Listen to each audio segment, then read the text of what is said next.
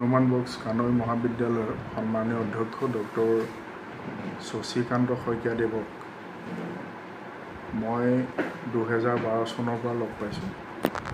তেখেত আমাৰ মাজুলী মহাবিদ্যালয়ৰ সন্মানীয় অধ্যক্ষ আসনত আসীন হৈ আছিল।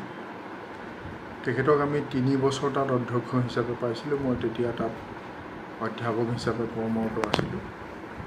আমি সেইজন শশী শইকীয়াদেৱক লগ পাইছিলোঁ এজন সুকীয়া ধৰণৰ দৃষ্টিভংগীৰে যিকোনো বস্তু চাব খোজা শশী শইকীয়াদেৱ।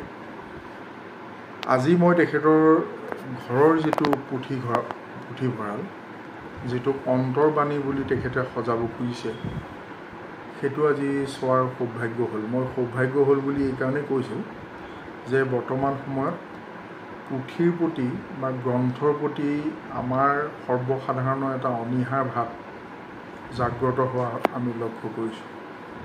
সকলোৱে আমি মোবাইল চাওঁ, মোবাইলত মজি থাকোঁ বুলিয়ে ক'ব লাগিব।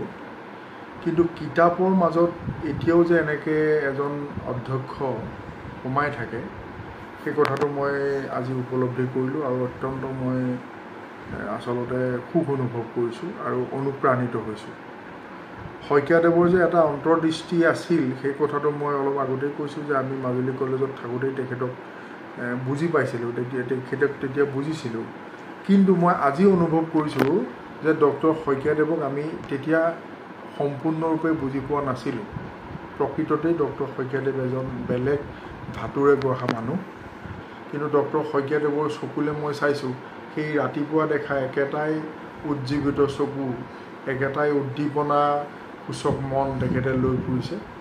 গতিকে এজন সঁচা অৰ্থত কামৰ মানুহ, সঁচা অৰ্থত জীৱনক ভাল পোৱা মানুহ।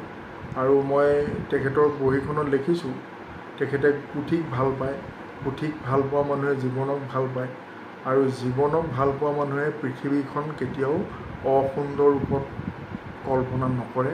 তেখেতে পৃথিৱীখনকো ভাল পায়।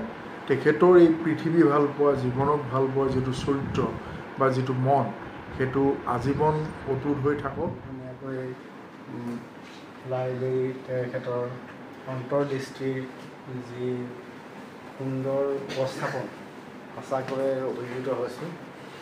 আমি আশা ৰাখিছোঁ আৰু ইয়াতকৈ সুন্দৰ হওক আৰু উন্নতি কৰক। আমি ইয়াত দেখিছোঁ বিভিন্ন ধৰণৰ কিতাপ, বিভিন্ন ধৰণৰ জাৰ্নেল সংৰক্ষিত কৰি ৰাখিছে। বহুত ভাল লাগিছে।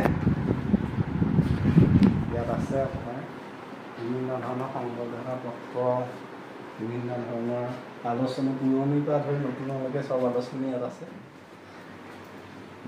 ইয়াত আছে বিভিন্ন ধৰণৰ ইয়াত সম্বৰ্ধনা পত্ৰ, বিভিন্ন ধৰণৰ তেখেতে পোৱা প্ৰমাণ পত্ৰ, বিভিন্ন কাম কৰিছে। কিমান কাম কৰিছে আপোনালোকে দেখিয়েই গম পায় তেখেতে কিমান উদ্যমী, কিমান কাম কৰিছে। সঁচাকৈ খুব ভাল লাগে।